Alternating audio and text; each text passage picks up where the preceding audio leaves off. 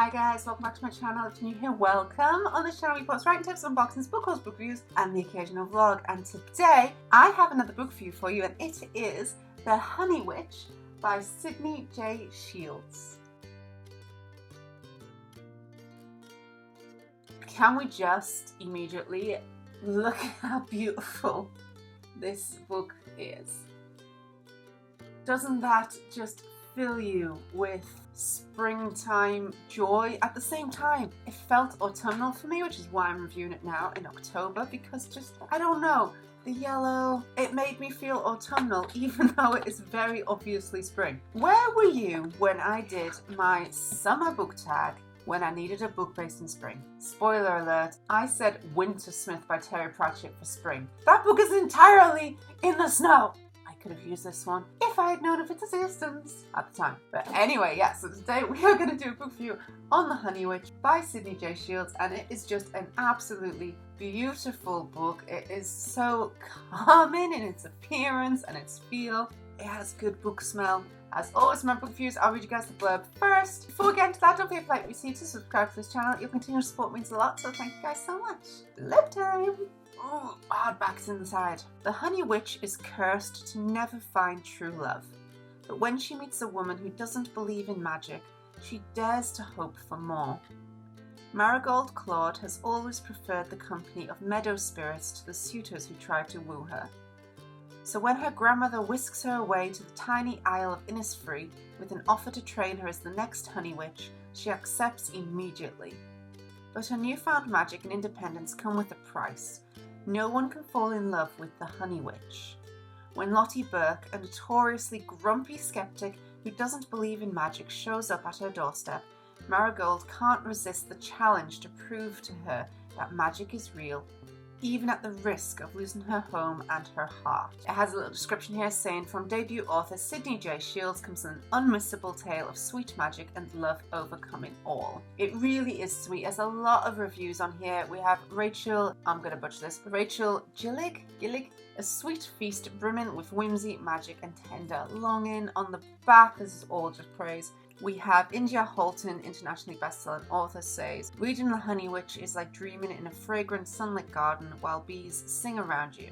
It's a gorgeous book with a lovely cottagecore ambience and a heartwarming sapphic romance intertwined with unique magic that enchants the imagination. Alison Saft, author of A Far Wilder Magic, as sweet and warm as honeyed tea, Shields' debut deftly explores love, loss and loneliness, and the joy of seeing magic in all things, however small. Brianne Randall, author of The Unfortunate Side Effects of Heartbreak and Magic, a tale that deserves to be savoured but begs to be devoured. Rebecca Thorne, author of Can't Spell Treason Without Tea, I really do want to read that one. With beautiful prose and a swoon-worthy sapphic romance, A Honey Witch is an instant favourite. And finally, Mega Ducey, author of Sorcery and Small Magics, a cosy confection of a book full of whimsy, spice and heart. The Honey Witch is an ode to love and just how sweet it can be. Right, what does sapphic mean? Relating to sexual attraction or activity between women.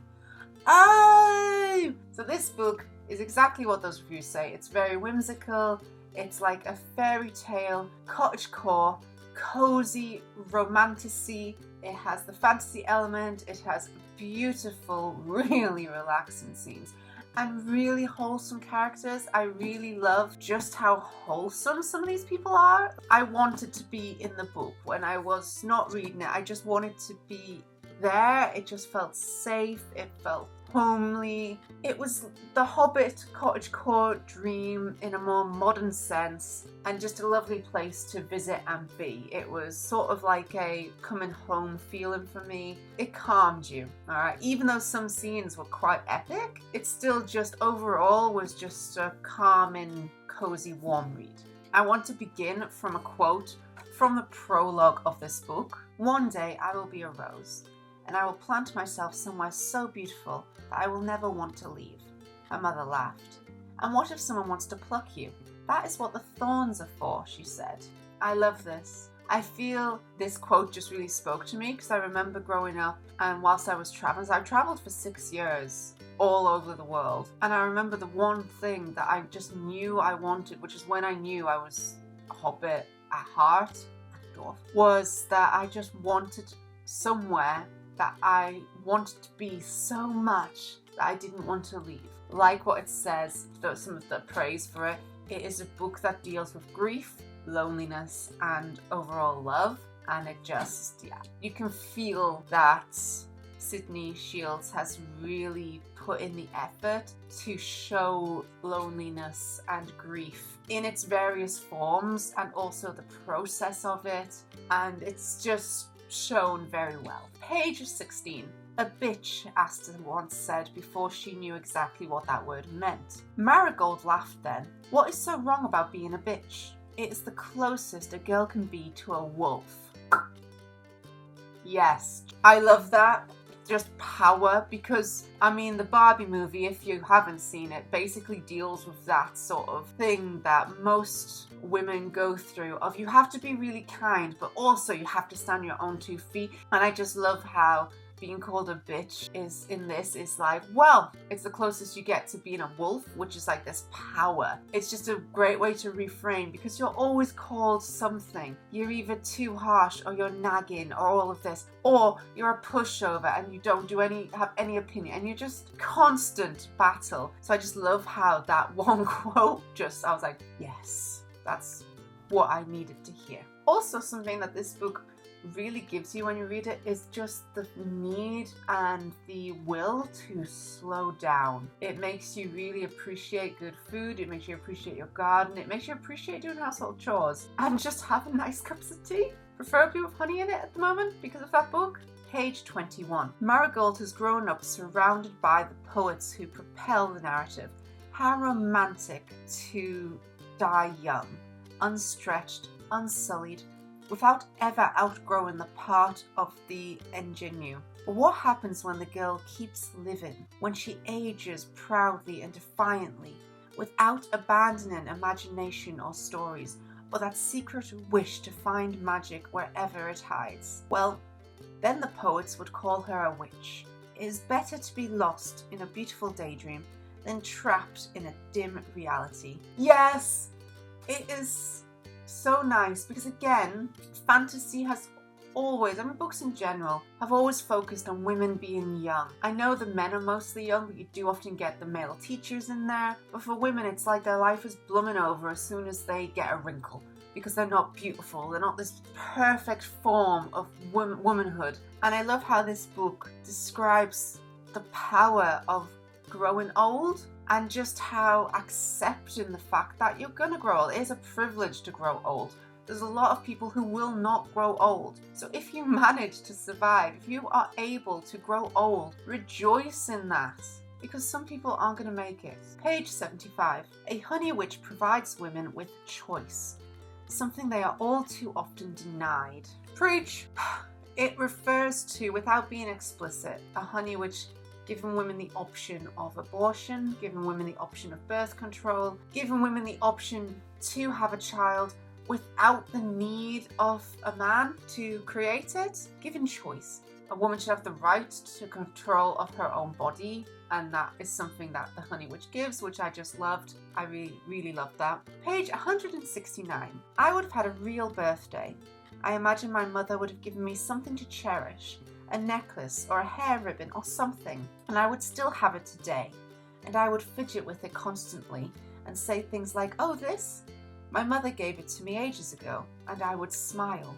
This is a really beautiful quote of describing grief and also to an extent the loneliness of not having a family, and it really got me because, for an example, almost every time I wear the jumpers that you will have seen on this channel so often, all of my winter videos, I am wearing these jumpers. Now these jumpers are all handmade by my nana and my mum. They knit me and my partner jumpers every year, and I'm so lucky and so grateful that they knit me these jumpers all of the time, and I love them. They are the most comfortable jumpers I've ever worn. They are warm and yet also let the air through.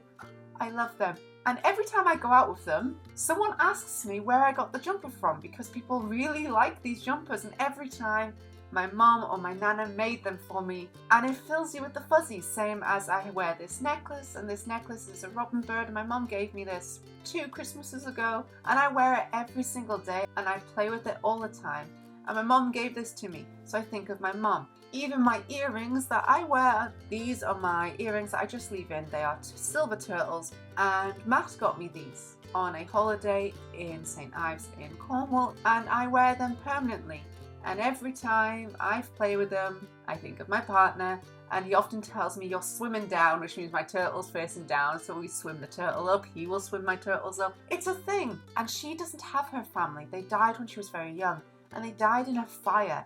So she has nothing left physically of them. So she hates birthdays because she's never had one. She doesn't know when she was born. She doesn't have items from her mom or her dad or anyone that she can feel this from. And I thought it was a beautiful way to describe grief and this connection that objects give you to a person, because you forget when you say those sentences that some people don't have that. And my final quote is page 192. "You will be my maid of honor." In an unconventional twist, I've also decided that Frankie will attend me as well. Yes, for removing gender roles from weddings. Frankie is Aster's brother and Marigold is Aster's sister, so she is getting married and she's asked Marigold to be the maid of honor, and Frankie also. And I love this because this is the first book that I've read that has mentioned gender neutral wedding roles, and it comes at such a great time because me and Matt are getting married in May next year, and that's one of the things we said immediately is we are not having gender roles and we are having best people. We are not splitting anyone by gender because our friends are mostly joint friends, if we're honest, and they're all mixed male, female, gender neutral. We don't want to gender anyone at all, and we're definitely not making people wear dresses or wear suits. You wear what the hell you want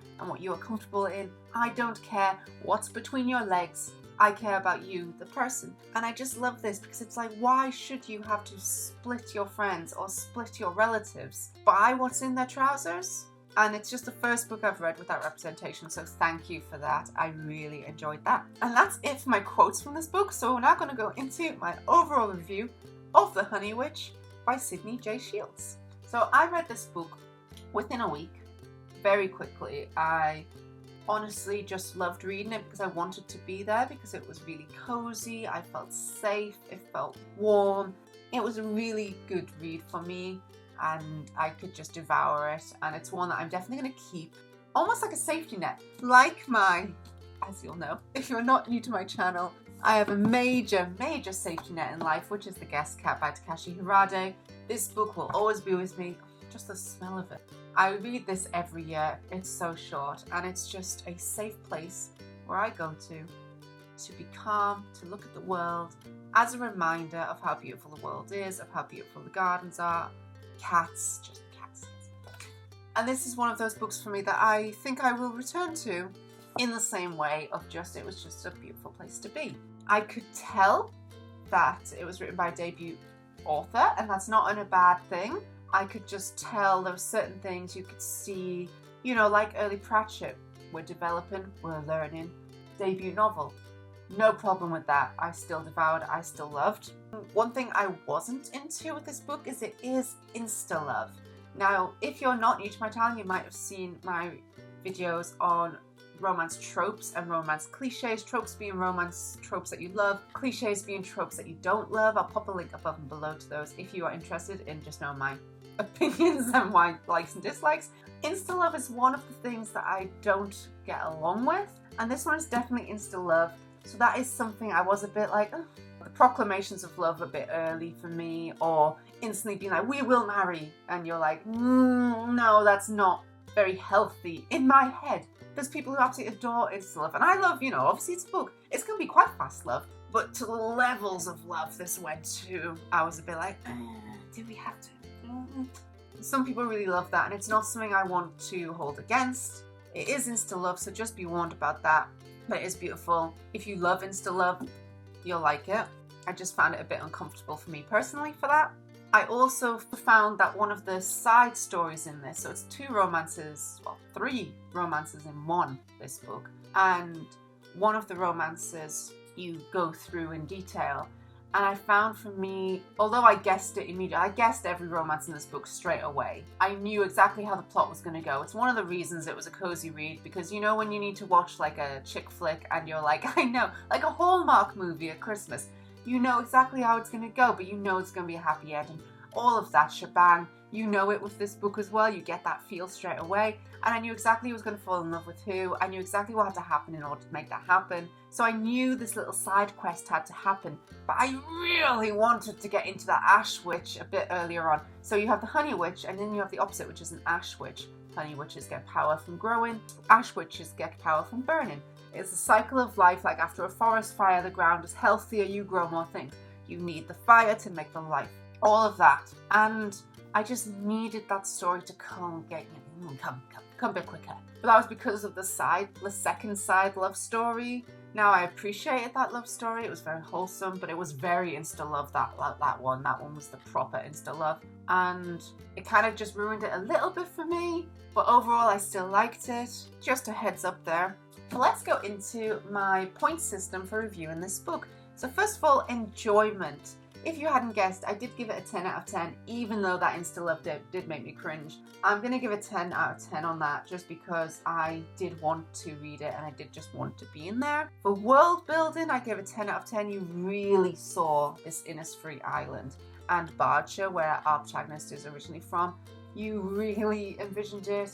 It was beautiful. I mean, I want that cottage. Plot, I gave it a 6 out of 10, just because it was tropey, it was very stereotypical. You knew exactly where I was going, which is not a bad thing. That's partly why it was cozy, but 6, I knew exactly what was going on. Writing style, 7. You could just tell it was a debut novel, and there's nothing wrong with that. And the writing style had a great voice. I mean, those quotes I told you, they're going to stick with me. They're quotes to the level that some of those I would want on my wall. So seriously, Sydney J. Shields, that writing, oh, and it is written really well. Just something didn't resonate. And in fairness to Sydney J. Shields, you know, if you haven't seen my review on Deep Light, that link's above now. Perfection in writing, yet somehow I had issues, and I don't know why, because it's written so perfectly. So don't take it to heart, books that are written perfectly. I have this problem with sometimes too. It's just one of those things. Characterization, 8 out of 10, only because sometimes it felt unrealistic in the quickness, in the switch. Bit too jumpy for me. Representation, 10 out of 10. I loved the different types of relationship. I loved the people. I loved the representation in that. So I discussed this with my friend Jazz, who did have a channel called Red Panda Reads. She's not currently making new videos, but do check her channel out for her old videos, because they are great, and Jazz is a beautiful, wonderful, amazing person. So do watch those. She's fantastic. And she was talking about a book I recommended to her, which I can't remember the name of. I'll pop the name down here, where a teacher comes in and she just noted that a male student said how attractive this teacher was. It was a male teacher, a male student, and no one bats an eyelid, just, oh my God, they're attractive, and no one mentions anything. And this book is like that, because it's just so inclusive and wholesome and just normal. That should be normal. It shouldn't matter who finds who attractive. If you find someone attractive, you find someone attractive. And that book is that kind of normality, and I just love that. It has great representation of different types of relationships, types of love, all of that. And finally, originality, I did give it a 10 out of 10. Now, overall, I would give this book, I want to say 3.5 stars out of 5 or 4 stars. Now, this is why I referred to it as Deep Light, because Deep Light read perfectly, and I wanted to give it 4.5 stars out of 5. It didn't have that spark to make it 5 stars. This one had a spark. It didn't have the perfection. Is it a book I would recommend to read? Yes. Is it a book I'm going to keep on my shelves? Yes. I've already told you, I will likely reread this book. So why is it a 3.5 and not 4? I don't know, but it's what my gut feels. So I gave this book 3.5 stars out of 5. I loved it. It is one I will likely come back to. It is one that filled me with the wholesomes, with the feels. Very beautifully written. I think it was the insta-love. I really think it's just my thing of not getting into insta-love. And I don't know why, because I've read other romances that I've called insta-love, but I feel like their insta-love was a bit more gradual than this insta-love. Maybe that's the problem. I think it was the side love. It was the side love that was the most insta, that caused me the most issues, and the fact that Ash Witch was just held off because of that side plot. It was the side plot. It's got to have been the side plot. That's it for this review. Thank you guys so much for watching. I hope you like what you see. If you like what you see, don't forget to subscribe to this channel. If you like to see as soon as I upload, click that little bell down below. You can also follow me on Instagram, Facebook, and Tumblr. I post no bookish pictures as well as more writing tips and unboxings on there. And this was the review of The Honey Witch by Sydney J. Shields. Such a beautiful book. I mean, it's just so cozy. I need cozy. Cozy, cozy, cozy. And thank you guys so much for watching. Bye!